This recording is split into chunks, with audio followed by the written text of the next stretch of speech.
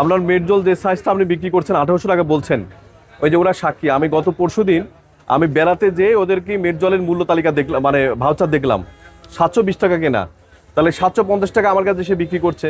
এটা আসলে বিক্রি করা উচিত। তো সেখানে আমার আসছে 750 টাকা করে, আর আপনি এটা চাইছেন 1800 টাকা। আমি বুঝলাম যে ঠিক আছে, এটা পতনশীল পণ্য, আপনি আরো লাভ করেন, আপনি 700 টাকা 900 950 বিক্রি করেন, কিন্তু আপনি 1800 টাকা কিভাবে চাচ্ছেন? এটা আপনি কোনোভাবেই দেখাতে পারবেন না। এই খেজুরগুলো আপনারা অতি মুনাফার আশায় মানে একদম ডবল ডবল দাম বিক্রি করার চেষ্টা করছেন। আপনার মনে পড়ে না এখানে অনেক মানুষ আছে যারা নিম্নবিত্ত, এখানে তাদের একটু খাইতে ইচ্ছা করে।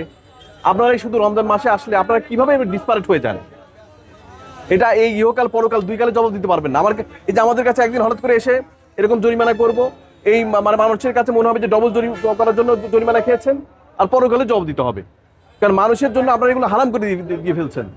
1800 টাকা দিয়ে কিনে কেউ খাওয়ার সাহস করবে? অবশ্যই